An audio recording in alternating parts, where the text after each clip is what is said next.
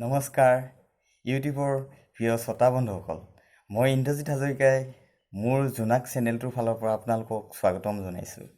আজি মই যিটো বিষয়ৰ ওপৰত এই ভিডিঅ'টো বনাবলৈ আগবাঢ়িছোঁ, আপোনালোকে ভিডিঅ'টো চাই নিশ্চয় উপকৃত হ'ব বুলি মই আশা ৰাখিছোঁ। মোৰ ভিডিঅ'টোৰ বিষয়বস্তুনো কি এতিয়া জানো আহক। ভিডিঅ'টোৰ বিষয়বস্তু হৈছে চাইনাচাইটিছ বেমাৰ। চাইনাচাইটিছ এনে এটা বেমাৰ যিটো বেমাৰ নেকি ডক্তৰী ঔষধ খায়ো অপাৰেশ্যন কৰিও সম্পূৰ্ণৰূপে ভাল নহয়। আজি আমি সেই বেমাৰটোনো কেনেকৈ সম্পূৰ্ণৰূপে ভাল কৰিব পাৰি এই ভিডিঅ'টোতে তাৰ বাবে বনৌষধি মই আপোনালোকলৈ আগবঢ়াম। আহক এতিয়া চাইনাচাইটিছ হ'লেনো কি হয় আমি জানি লওঁ। চাইনাচাইটিছ হ'লে আপোনাৰ চৰ্দি হ'ব, মূৰৰ বিষ হ'ব, চকুৰ বিষ হ'ব আৰু বিভিন্ন ধৰণৰ সমস্যাই আপোনাক দেখা দিয়ে থাকিব। এতিয়া আমিনো চাইনাচাইটিছৰ বাবে কি বনৌষধি ব্যৱহাৰ কৰিব লাগিব সেই কথাটো নিশ্চয় ক'ব লাগিব। এতিয়া সেই বস্তুটো হৈছে লাই জাবৰি। লাই জাবৰি বস্তুটো আমি কিনো বস্তু আমি জানি ল'ব লাগিব। নহ'লে আপোনালোকে যদি লাই জাবৰি চিনিয়ে নাপায় তেনেহ'লে বেলেগ একেধৰণৰ দেখিবলৈ বেলেগ বহুতো বন আছে, সেইবিলাক উঠাই আনি যদি ব্যৱহাৰ কৰে তেনেহ'লে এই বেমাৰটো কেতিয়াও ভাল নহ'ব আৰু আপোনালোকৰ বেছিহে হ'ব। সেইকাৰণে আমি লাই জাবৰিনো কি বস্তু আমি ভালকৈ চাই লওঁ, চিনি লওঁ আহক। এয়া হৈছে লাই জাবৰি, ভালদৰে চাওক।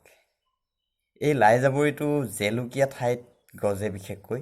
আপোনালোকে সৰ্বসাধাৰণতে বাৰীত পাবই, এনেকুৱা বাৰিষা ছিজন এতিয়া ইমান দিগদাৰ নাই, পাবই মানে প্ৰায় থাকেই বাৰীবিলাকত জেলুকীয়া যিবিলাক ঠাই। নিশ্চয় আপোনালোকে এতিয়া চিনি পাইছে লাই জাবৰি কেনেধৰণৰ বনজোপা।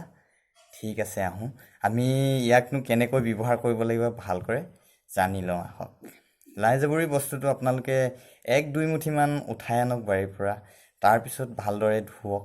ধোৱাৰ পিছত পটাত অলপ পিচিব, বেছি পিচিব নালাগে। অলপ পিচি লোৱাৰ পিছত তাক এখন কলপাতত নুৰিয়ালৈ পাতত দিয়ক। পাতত দিব যেতিয়া গৰম এটা ভাপৰ সৃষ্টি হ'ব, সেই গৰমে আনি আপোনালোকে এডাল বাঁহৰ চুঙি বনাই লওক। বাঁহৰ চুঙিডাল বনাই লৈ যাতে নাকত এটা ছাইডে সোমাব পাৰে আৰু কলপাতৰ যিটো নুৰা আছিলে নুৰাটোৰ ভিতৰত এটা ছাইড সোমোৱাই দিয়ক আৰু গৰম ভাপখিনি যিমান পাৰে সহ্য কৰিব পৰাকৈ আপুনি নাকেৰে টানক। আৰু যেতিয়া টানিব নহয়, যদি দৰৱটো পাৰফেক্ট হয় তেনেহ'লে আপোনাৰ নাকটো ইমান জনজনাব যে সহ্য কৰিবলৈ দিগদাৰ হ'ব। কিন্তু একো ছাইড এফেক্ট নকৰে, আপোনালোকে ভয় নকৰিব, ছাইড এফেক্ট নকৰে মানে এই দৰৱটো লৈ। আৰু যেতিয়া টানিব নাকেৰে যিমান পাৰে সহ্য কৰালৈকে টানি থাকক, জনজননি এটা উঠিব আৰু জনজননি উঠিলে আপোনাৰ নাকেৰে পানী ওলাব। আৰু কিছু সময় লওক, এনেদৰে 2-3 পালি লওক, 2-3 দিন। তাৰপিছত দেখিব যে আপোনাৰ চাইনাচাইটিছ সম্পূৰ্ণৰূপে ভাল হৈয়ে গৈছে। মই এই দৰৱটো 2-3জন মানুহক দিছোঁ, তেখেতলোকে 3 পালি লোৱাই নাই, 1 পালিমান ইউজ কৰিছে, এজনে মাত্ৰ 2 পালি ইউজ কৰিছে। 1 পালি ব্যৱহাৰ কৰাৰ পিছতে তেখেতৰ সম্পূৰ্ণৰূপে ভাল হৈ গৈছে। এজনৰ অলপ পুৰণি আছিলে, সেইকাৰণে তেখেতে 2 পালি ব্যৱহাৰ কৰিছে আৰু সম্পূৰ্ণ ভাল হৈ গৈছে। মই আশা কৰিছোঁ এই দৰৱটো লৈ আপোনালোকৰ চাইনাচাইটিছ সম্পূৰ্ণৰূপে ভাল হ'বই, 100% গেৰাণ্টি। আৰু এই বনৌষধিবিলাকত কোনো ছাইড এফেক্ট নাই, সেইকাৰণে ভয় কৰিব নালাগে। আপোনালোকৰ যদি আপোনাৰো চাইনাচাইটিছ আছে ভালদৰে ইয়াক ব্যৱহাৰ কৰক। মই যেনেকৈ কৈছোঁ তেনেদৰে ব্যৱহাৰ কৰক। তাৰপিছতে আপোনালোকে এই ভিডিঅ'টো চাই কেনেকুৱা পালে মোক জনাব। পেজটো লাইক কৰিব, শ্বেয়াৰ কৰিব, কমেণ্ট কৰিব, ছাবস্ক্ৰাইব কৰিব।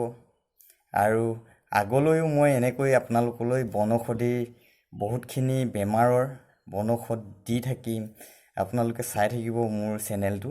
আশা কৰোঁ আপোনালোকে চেনেলটো চাই নিশ্চয় উপকৃত হ'ব বুলি মই আশা ৰাখিছোঁ।